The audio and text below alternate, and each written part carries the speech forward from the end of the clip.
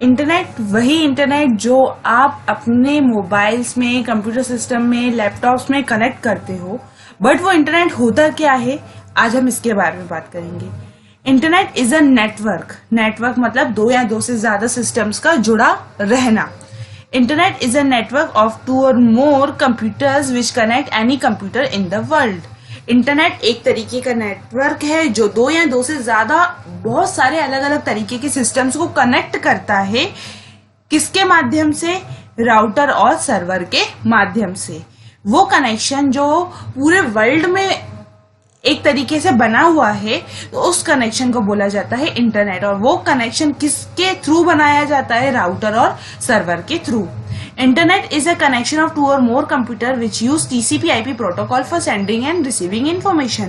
Internet एक तरीके का कनेक्शन है जिसके द्वारा दो या दो से ज्यादा अनगिनत कंप्यूटर्स को जोड़ा जाता है, और वो कंप्यूटर्स TCP/IP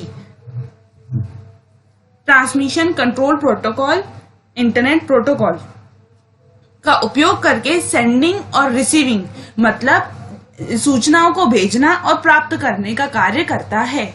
इंटरनेट एक तरीके का कनेक्शन है जिसके द्वारा दो या दो से ज्यादा कंप्यूटर एक दूसरे को जानकारी, इंफॉर्मेशन, सूचनाएं भेज पाते हैं, प्राप्त कर पाते हैं। तो उसके लिए वो लोग internet TCP/IP transmission control protocol और इंटरनेट प्रोटोकॉल का यूज करते हैं। Internet is the largest network in the world. जैसा कि आप जानते हैं, इंटरनेट जो है पूरे वर्ल्ड में सबसे बड़ा नेटवर्क होता है। इंटरनेट हमें बहुत सारी अलग अलग तरीके की सर्विसेज प्रोवाइड करता है। तो वो कौन कौन सी सर्विसेज, फैसिलिटीज होती हैं, तो उसके बारे में देखते हैं अब। Internet provide various facilities like gopher, www world wide web यानी कि फाइल ट्रांसफर मतलब फाइल को ट्रांसफर करना, etcetera. Internet is completely dependent on client server architecture in which the device like computer, mobile etcetera by which internet is access is known as client, or the place where from the information is stored is known as server।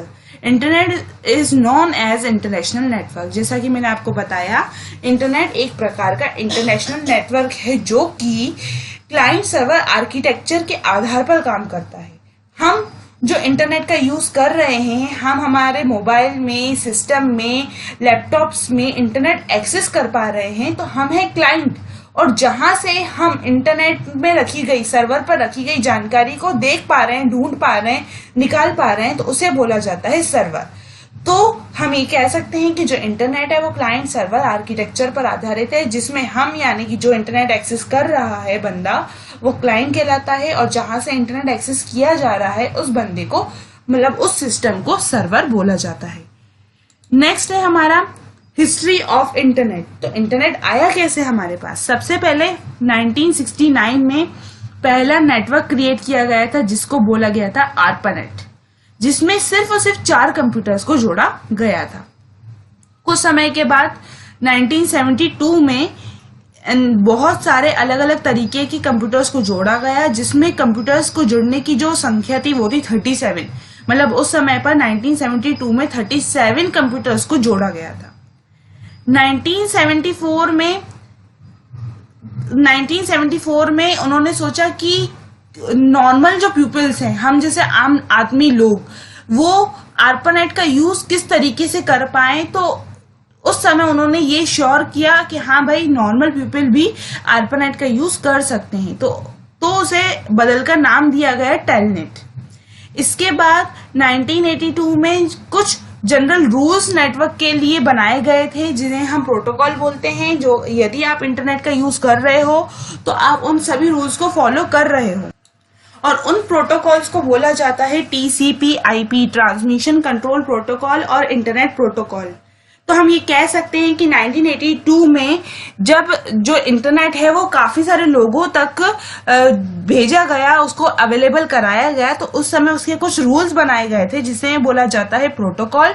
और वो protocol generally होता कौन सा है? TCP/IP और TCP/IP transmission control protocol और internet protocol. But आज वही इंटरनेट मिलियंस ऑफ कंप्यूटर्स को एक दूसरे से जोड़ता है, मतलब मिलियंस ऑफ पीपल्स को एक दूसरे से जोड़ता है। कंप्यूटर्स इंटरनेट के माध्यम से आज कोई भी बंदा कहीं भी बैठकर किसी भी दूसरी लोकेशन पर क्या हो रहा है, क्या नहीं हो रहा है, वो सब एक्सेस कर सकता है। Next thing is advantage of internet. Internet हमें कौन कौन से एडवांटेजेस प्रोवाइड करता है। सबसे पहले यदि आप अपनी जनरल लाइफ में ही ले लें तो ऐसी बहुत सारी चीजें डे बाय डे हो रही हैं कि आजकल सब कुछ ऑनलाइन हो गया है, पेमेंट्स ऑनलाइन हो गई हैं, ऑनलाइन परचेसिंग हो गई हैं। तो आप अपनी रियल लाइफ में क्या क्या किस तरीके से इंटरनेट का यूज कर रहे हो, आप एडवांटेजेस में वो भी लिख सकते हो। तो यहाँ पे सबसे पहले यदि मैं बोलूँ तो online bills, sending end receiving information, bill भरना ऑनलाइन, जानकारी को भेजना और प्राप्त करना, ऑनलाइन ऑफिस, आजकल सभी लोग वर्क फ्रॉम होम कर रहे हैं तो वो एक तरीके का ऑनलाइन ऑफिस हो गया, ऑनलाइन शॉपिंग हो गया, एंटरटेनमेंट मतलब कि ऑनलाइन पिक्चर्स देखना, म्यूजिक सुनना, वीडियोस देखना, तो ये एक तरीके का एंटरटेनमेंट है, ऑनलाइन गेम्स खेलना, online job detail and application, job की जानकारी मिलना ऑनलाइन और उस जॉब के लिए अप्लाई करना ऑनलाइन, तो ये सब भी ऑनलाइन ही हो रहा है आजकल। एजुकेशन, बिल्कुल आजकल सब मोस्ट ऑफ द लोग ऑनलाइन ही पढ़ते हैं। जो एजुकेशन है आजकल अभी तो बहुत कम, पर आगे चल के पूरी तरीके से जो एजुकेशन है वो डिजिटली हो जाएगी, जिसमें हमें इंटरनेट की हेल्प से ही पढ़ना होगा। Next is disadvantages.